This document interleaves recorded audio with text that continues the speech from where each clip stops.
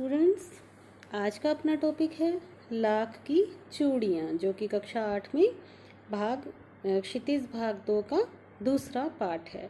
तो ये कहानी किसकी है बच्चों? ये कहानी है बदलू की। किसकी कहानी है? बदलू की। देखें, ये है बदलू। तो इसकी कहानी है और इसके राइटर कौन हैं? इसके लेखक हैं कामता नाथ जी। तो कामता नाथ जी अपने बचपन के बारे में बताते हैं कि जब वे अपने नाना के गांव जाया करते थे, वहाँ की कहानी है। तो बदलू और इनके बीच में क्या बातें होती थी, क्या बदलू के साथ हुआ, बदलू क्या काम करता था, तो इसके बारे में अपने सभी कुछ इस पाठ में जानेंगे। तो देखें, सारे गांव में बदलू मुझे सबसे अच्छा आदमी लगता था। क्यों लगता था बदलू को, कामतानाथ जी को, लेखक को? क्योंकि वह मुझे सुंदर सुंदर लाख की गोलियां बनाकर देता था।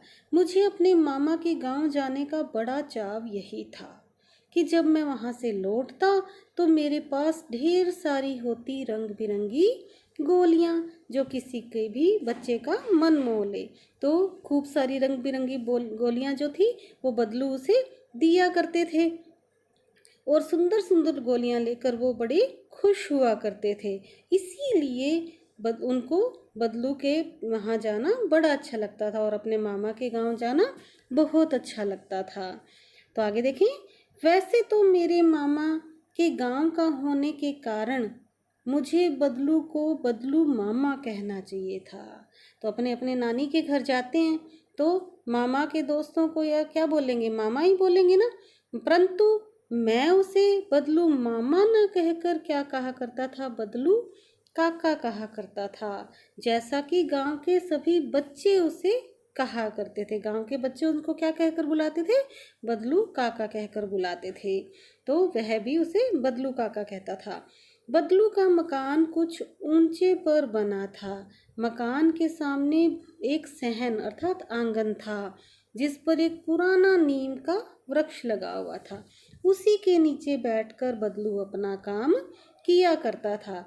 पास में भी एक भट्टी दहकती रहती थी, भट्टी जिसमें लाख को पिघलाया जाता था, लाख को पिघलाया जाता था। तो पता चल गया आपको क्या काम करता था। देखें, वो लाख के साथ क्या करता था। सामने एक लकड़ी की चौखट पड़ी रहती, जिस पर लाख के मुलायम होने पर वह उसे सलाख के समान पतला करके चूड़ी का आकार देता था। तो वह क्या करता था?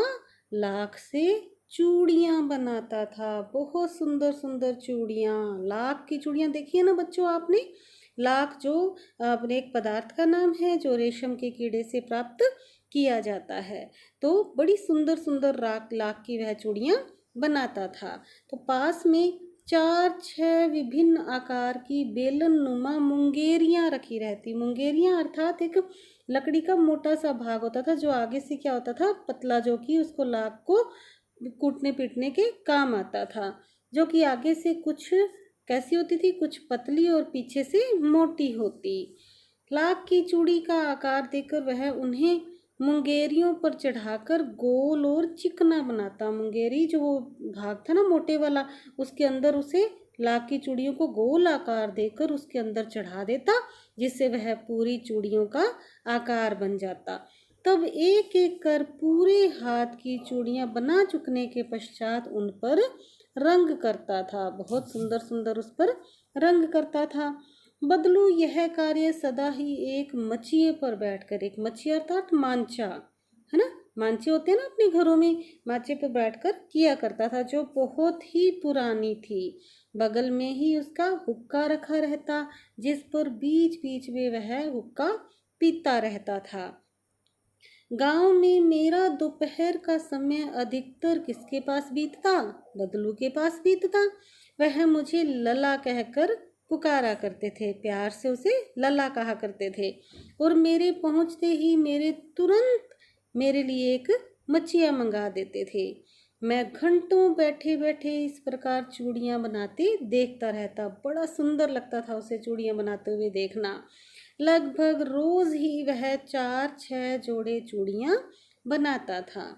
पूरा जोड़ा बना लेने पर वह उसे बेलन पर चढ़ाकर कुछ क्षण चुपचाप देखता रहता। क्यों देखता रहता था बच्चों? कि देखो, जब हम अपनी पूरी मेहनत से कोई काम करते हैं और वो काम बहुत अच्छी तरह से जब हो जाता है, कोई चीज़ बनाते हैं, कोई ड्राइंग बनाते हैं, तो हम उसे को थोड़ी देर के लिए क्या करेंगे, एक टक देखते ही रहेंगे। क्यों? क्योंकि वो हमारी मेहनत से बनाई गई है। तो वो उसे देखता रहता, मानो वह बेलन न होकर किसी नववधु की कलाई हो। उसको यूं लगता था कि जैसे किसी नई दुल्हन ने उन चूड़ियों को पहन रखा हो। बदलू मनिहार था। मनिहार अर्थात मनियारी का काम करने वाला।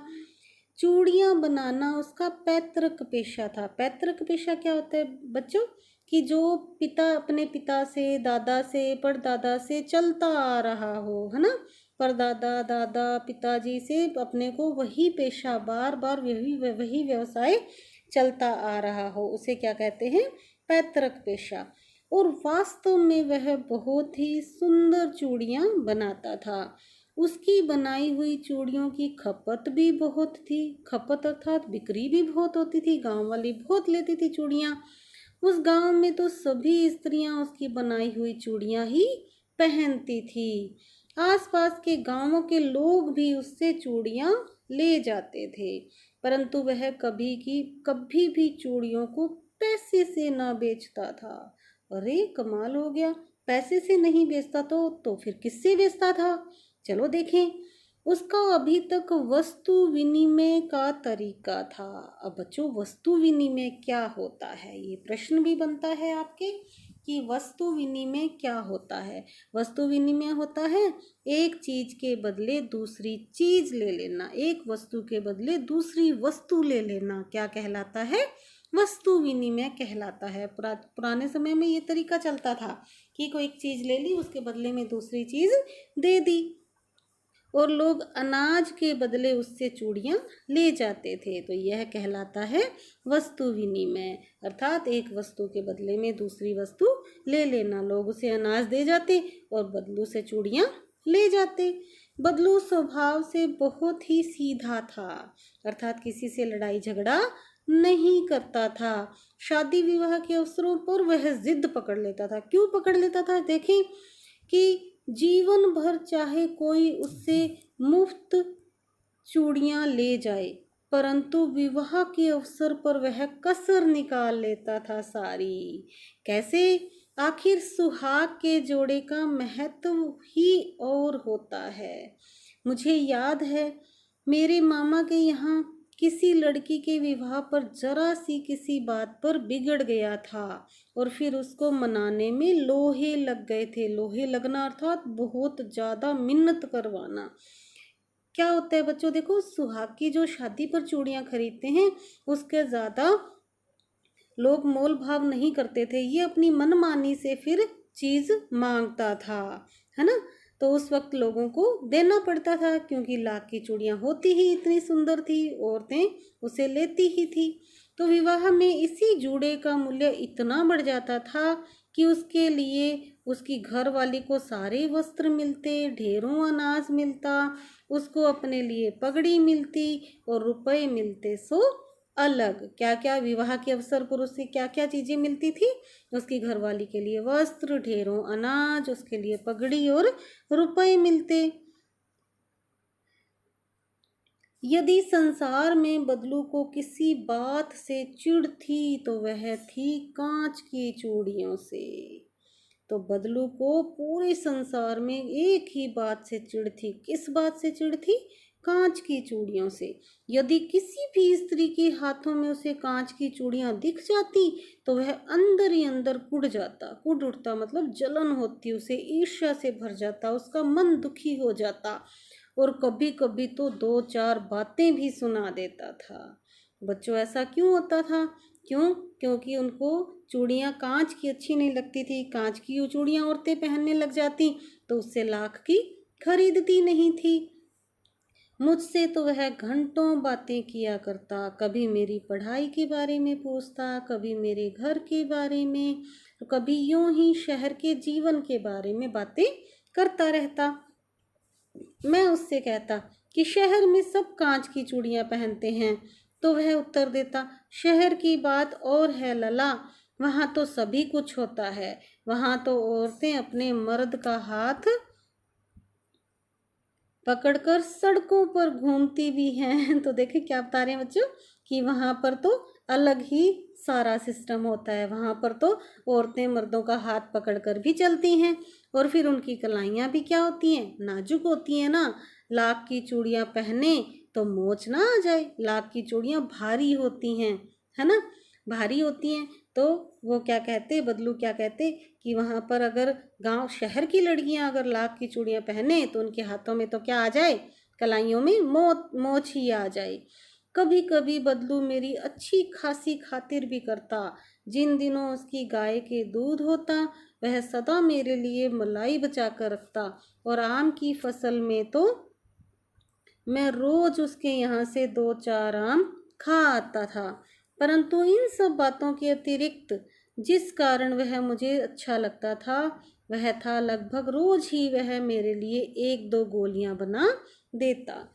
मैं बहुधा हर गर्मी की छुट्टी में अपने मामा के यहाँ चला जाता और 1 आध महीने वहाँ रहकर स्कूल खुलने के समय वापस आ जाता। ऐसा ही करते हैं ना बच्चे, सभी ननिहाल जाते हैं, स्कूल खुलने वाले होते हैं तो वापस आ जाते हैं। परंतु 2-3 बार ही मैं अपने मामा के यहाँ गया होऊंगा, तभी मेरे पिता की एक दूर के शहर में बदली हो गई और एक लंबी अवधि तक मैं अपने मामा के गांव ना जा सका। तब लगभग 8-10 वर्षों के बाद जब मैं वहाँ गया तो इतना बड़ा हो गया चुका था कि लाख की गोलियों में मेरी रुचि नहीं रह गई थी। ऐसा ही होता है ना बच्चों, हमारे छोटे छोटे पहले अपने छोटे थे तो अपने छोटे छोटी चीज़ें अच्छी लगती थी, खिलौने अच्छे लगते थे, फिर धीरे धीरे अपने बड़े होते जाते हैं तो हमारी रुचियाँ भी बदलती रहती हैं। तो अतः गांव में होते हुए भी कई दिनों तक मुझे बदलू का ध्यान नहीं आया। इसी बीच मैंने देखा कि गांव में लगभग सभी स्त्रियां कांच की चूड़ियां पहने हैं।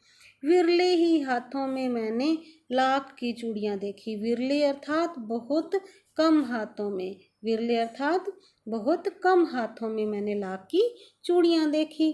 तभी एक दिन सहसा मुझे बदलू का ध्यान आया। बात यह हुई कि बरसात में मेरे मामा की छोटी लड़की आंगन में फिसलकर गिर पड़ी और उसके हाथ की कांच की चूड़ी टूटकर उसकी कलाई में घुस गई। देखो बहुत दर्द हुआ होगा उसे कि उसकी कांच की चूड़ी टूटकर उसके कलाई के अंदर घुस गई और उससे खून बहने लगा। मेरे मामा उस समय घर पर नहीं थे, मुझे ही उसकी मरहम पट्टी करनी थी। तभी सहसा मुझे बदलू का ध्यान आया और मैंने सोचा कि उससे मिल आऊं। अतः शाम को मैं घूमते घूमते उसके घर चला गया। बदलू वहीं चबूतरे पर नीम के नीचे एक खाट पर लेटा था।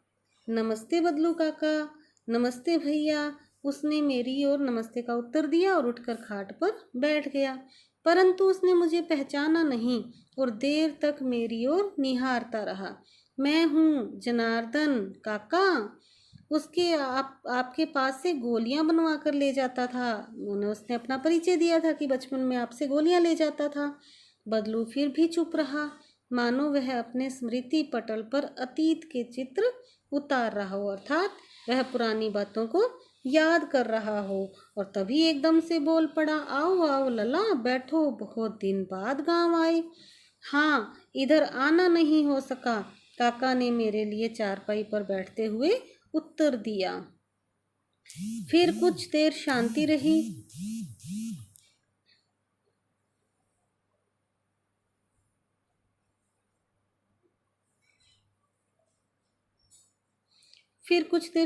रही। मैंने इधर उधर दृष्टि दौड़ाई, ना तो मुझे उसकी मचिया ही नजर आई और ना ही भट्टी।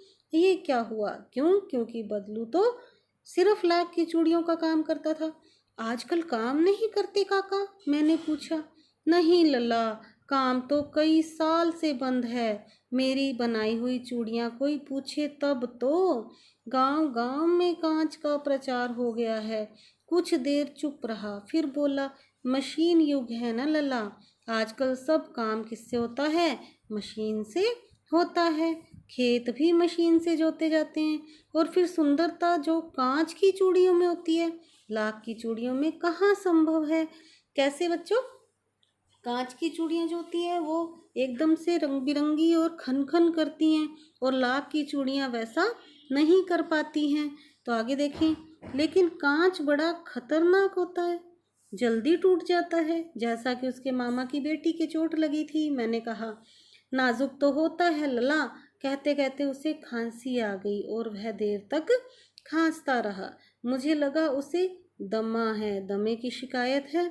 अवस्था के साथ साथ उसका शरीर भी ढल चुका था, अर्थात बुढ़ापा आ गया था। उसके हाथों और माथे की नसें उभर आई थी। जाने कैसे उसने मेरी शंका भांप ली, है ना। उनको पता चल गया कि मैं सोच रहा था, कि उसके मन मन में सोच रहा था कि कहीं इसको दमा तो नहीं है ना। दमा तो ऐसी बीमारी है जो दूसरे को भी हो जाती है। तो उसने बोला, उसको पता नहीं कैसे उसके मन की बात पढ़ ली। तो उसने बोला कि दमा नहीं है मुझे, फसली खांसी है। फसली खांसी अर्थात मौसम के अनुसार खांसी हुई है। यह महीने 2 महीने से आ रही है, 10-15 दिन में ठीक हो जाएगी। मैं चुप रहा। मुझे लगा उसके अंदर कोई बहुत बड़ी व्यथा छिपी हुई है। व्यथा अर्थात पीड़ा, कोई उसके अंदर कोई पीड़ा छिपी हुई है।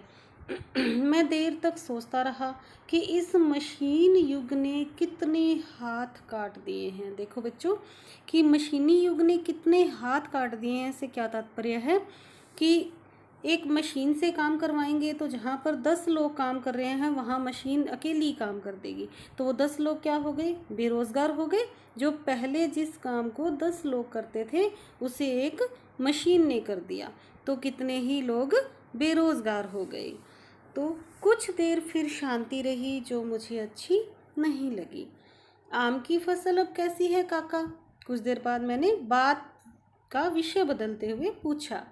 अच्छी है लल्ला, बहुत अच्छी है, उसने लहक कर उत्तर दिया। लहक कर अर्थात खुश होकर। और अंदर अपनी बेटी को आवाज़ दी, अरे रज्जो, लला के लिए आम तो ले आ।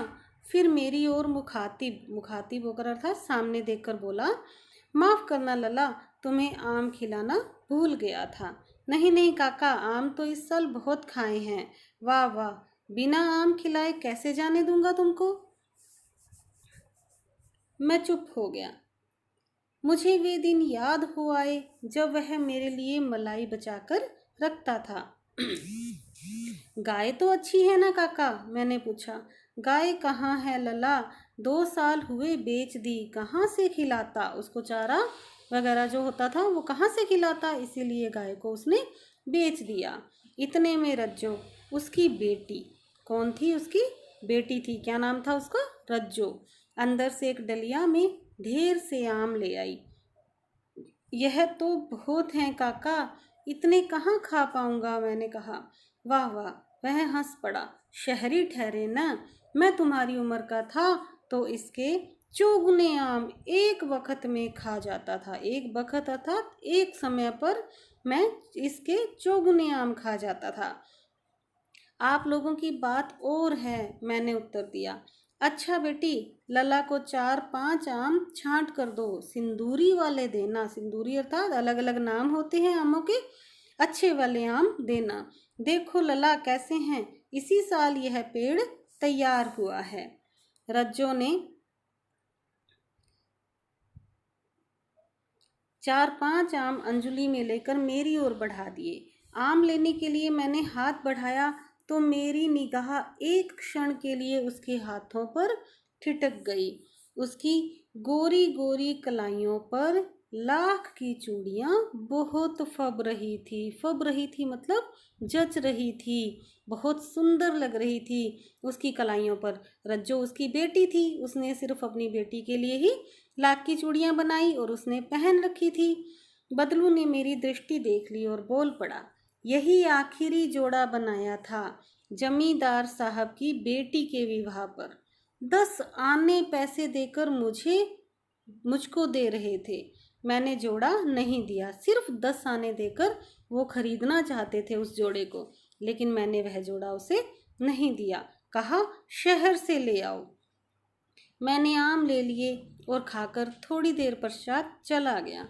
मुझे प्रसन्नता हुई कि बदलू ने हार कर भी हार नहीं मानी थी। उसका व्यक्तित्व कांच की चूड़ियों जैसा नहीं था कि आसानी से टूट जाए। तो इससे क्या पता चलता है बच्चों कि देखो लास्ट उसने जोड़ा जो बनाया था वो उसने उस जमींदार साहब की बेटी के लिए नहीं दिया। क्यों? क्योंकि वह सिर्फ उसे 10 आने में ले रहा था। तो उसको लग रहा था कि यह मेरे बहुत ही कम कीमत है, मेरी बनाई हुई चूड़ियों की मेहनत पर बहुत कम कीमत है। और वह देखें कि उसको लेखक को खुशी क्यों हुई, क्योंकि बदलू ने हार कर भी हार नहीं मानी थी। इसीलिए हमें भी किसी भी काम के लिए कोशिश करते रहना चाहिए, कभी भी हार नहीं मानना चाहिए। आ गया समझ में बच्चों? कल फिर मिलेंगे इसके प्रश्न उत्तर के साथ। Thank you. Have a nice day.